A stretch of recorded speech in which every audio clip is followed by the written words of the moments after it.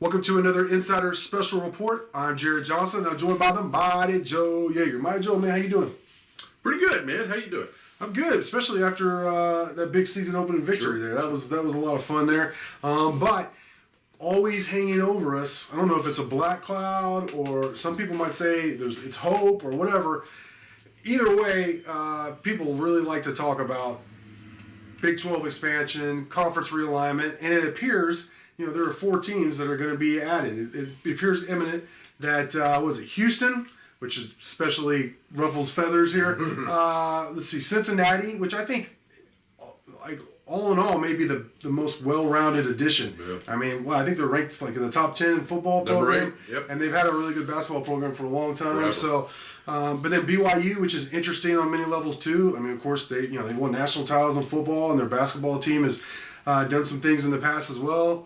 And then Central Florida, who has a big enrollment, that gives you that East Coast, somebody to pair kind of with West Virginia in terms of being on that in that area. And then, hey, they've had a lot of success on the gridiron here recently. So, I mean, if you can't tell, I'm kind of hopeful about the addition of what looks like imminent addition of those 4 teams to the Big 12. But I know that's not how everybody feels. How do you feel about it, Mike Joe? Yeah, I think assuming these teams get added, I think it gives the conference a chance at least. Yeah. When the defections occurred of Oklahoma and Texas, I think both of our response was, okay, that's it for the Big 12. Yeah. It's not viable anymore. But, the way things have evolved now, I think it's possible that this could work out. To be perfectly honest, I think the only 2 conferences in America right now that have an ironclad future are the SEC and the Big Ten. Yeah. I think there's weaknesses at the Pac-12 out there on the West. Mm-hmm. The ACC, to me, is capable of being poached as well. So, if you're not in one of those 2 conferences that I just mentioned, then you do the best you can and work with what you got for the future. Yeah. Survive. And just see how it all plays out. And, I think these 4 teams that you're adding with 8 pretty solid programs you've already got in there gives you a chance. I think it at least puts you on par in most ways with the Pac and the ACC. I agree. In some ways, even, I think athletically, you're actually better than the Pac, in terms of overall football and basketball. And you're right there competitive with the ACC. And so those are kind of your peer conferences right now, even though maybe you don't have the star power, because, you don't have a USC, you don't have a Clemson. That's the drawback. You don't have USC, you don't have Ohio State or Michigan in terms of, the draw, right. The money draw. Yeah, and so how does that affect the TV, the grant of rights, all that sort of stuff? Yeah. But, this is one of those things who knows? Maybe this does capture some imagination and some attention, and you get some programs that develop if there's enough time for development. Yeah. Maybe a school like a Texas Tech suddenly rises up to the top of this conference and becomes something like a helmet school. Heck, Clemson and Florida State weren't helmet schools. Nope. On down the road, so not so long ago. So you just don't know what could happen here. So I'm reasonably excited about this. I'm actually. When I started thinking about basketball too, the games against Cincinnati, I would go watch that. Texas Tech versus Cincinnati. I know you would too. But Houston, of course. You have a chance. One of the things that I'm excited about, and I know people don't want Houston, and I completely understand. And I know the recruiting angle more than most, and it doesn't bother me. I think some of that is overused, overstated in terms of TCU locking down recruits in the Metroplex and Houston locking down recruits in Houston. There are a lot of recruits in those 2 areas. I just don't think it's going to have that big of an effect. Now, I think it will elevate Houston. Well, yeah, it's going to. There are going to be some guys that would not have considered Houston that are going to stay in Houston. That's a reality. But, it's not like Houston was hurting on the hardwood anyways. You know what I mean? And then coming off a Final Four appearance. And then, the football team has been good, better than really most G5 schools when they had good coaches, which is really what it comes down to. You mentioned Tech possibly becoming a helmet school, just theoretically. Well, it takes a good coach. That's what it took with Florida State and Clemson. So I just feel like some of these black and white reactions in terms of, oh, it's definitely going to be like this or it's definitely going to be like that. I don't know. I like the idea of developing a true in-state rival with Houston. And I have like the idea of Houston, Baylor, TCU, and Tech playing each other in the conference. I don't know. Sounds pretty good to me, you know? Yeah, it's, back to the recruiting angle a little bit. To the extent that this would hurt Texas Tech's recruiting, but also, I mean, if that were a factor, what does it do to TCU's recruiting? What does it do to Baylor's recruiting? What does it do to Oklahoma State's recruiting? Right. I mean, it's going to affect everybody as well.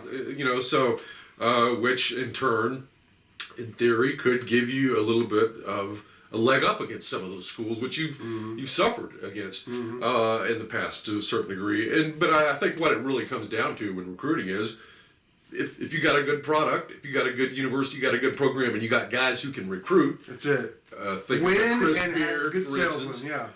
You can recruit. You know, I mean, that's what it comes down to. It's more that than what somebody else has got, or where you're located, or so forth and so on. All those things are factored in. Sure. But man, if you got the recruiters, the salesmen, then you can recruit. Right. Yeah.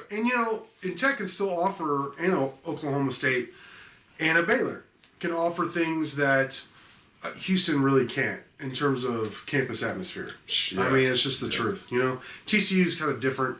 It's not a commuter school, but obviously being there in the middle of the Metroplex, there's just so much going on. TCU is not one of the first 10 things talked about in the sports scene in the Metroplex. But the recruiting angle, yes, it will help Houston. This is going to elevate Houston. It's going to also, UCF being there in Florida, having that recent history of winning, now being a Power 5 school. I mean, that's who I thought of as like, man, not that it would hurt Tech, but that could really elevate UCF. And then Cincinnati too. I mean, Ohio is like a great recruiting bed. I mean, there's a lot of talent in Ohio, not just in football, but in basketball too. So, I mean, it's going to elevate all those schools, BYU as well in their own way. So, I think it could be a really fun, competitive conference. I like that there's going to be 12 schools again. I don't know why that matters to me so much, but I like the idea of there possibly being 2 divisions again and 12 schools in the conference named the Big 12. It's symmetrical. It is symmetrical. And this isn't going to resonate with other people as much, but in dealing even with what I do in the media with OU and UT, not having to deal with their hubris, I'll say, to be nice, that's not gonna bother me one bit. They're like the two, and Oklahoma a lot of people associate it with Texas, but Oklahoma in a lot of ways did a lot of things that just irked me. I won't go into detail, but that's not gonna bother me. I know some of the rivalry stuff with UT, I completely understand that because I hated that with A&M. I hate that they're probably not going to play, maybe not ever. The way it's been with A&M, at least not for a long time. So that sucks. But Oklahoma, I mean, is it really a rivalry? I mean, they were a Big 8 school since the Big 12. They've had some good games and some definitely historic matchups for one reason or the other, both on the hardwood and the gridiron. But I'm not going to lose any sleep over Tech not playing them anymore. No, definitely. I'm not either. Texas, I mean, neither one of those. I mean, look, the reality is Texas Tech wanted the Texas game to be a rivalry, but there was a hate relationship there. Right. But the true rivalry was A&M. Yes. I mean, that's the one I really miss. Yeah, I miss that more than by far than I will miss not playing Texas. Yeah. Because the Texas game, it just didn't have it, man. There was not, I hate to say it, but there was not the equality enough where Tech was enough of a threat to present. But I mean, with A&M, it was. I mean, those basketball, football, they were even. Just hated each other so much. I mean, like I told you, like if Tech and A&M were playing, there was probably going to be a fight. Yes. I mean, that's just how it was. On the stands, on the field, on the court, wherever, maybe in the press box. Yeah. So that was the real deal. But as far as Texas goes, no, it just never really materialized as much as we would want it to. And you hate probably. I mean, you grew up in Lubbock. You went to Tech. You still work at Tech. You cover Tech. I mean, we're not trying to pretend like we got Tech stuff up here. We're not trying to pretend otherwise, but I mean, in terms of opposing teams you hate, Texas is at the top of the list too, right? For you, just personally. That's true. It used to be A&M, but it just over time Texas started rubbing me the wrong way more and more. So it's right now it's gonna be off the charts. Yeah, pretty much. But with them gone, it's like a splinter out of my hand. I got the needle and popped it out. Yeah. So not gonna miss them. So this will be a continuing development, of course, and it'll be interesting to see will UT and OU stay?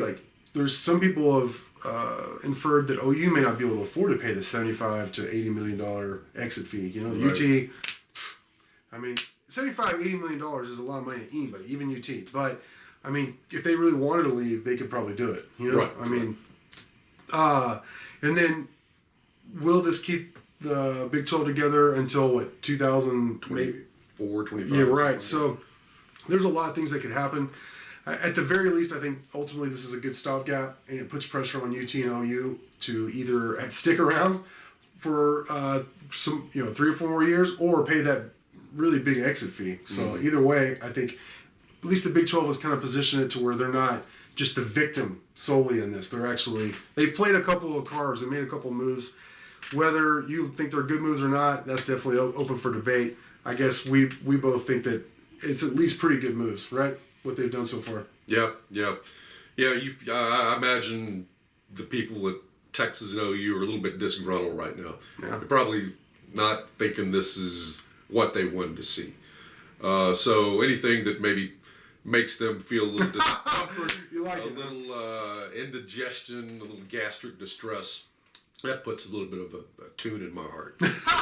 And with that, we'll wrap this. Mighty Joe, great stuff from you as always. Thank you all for watching, and until next time.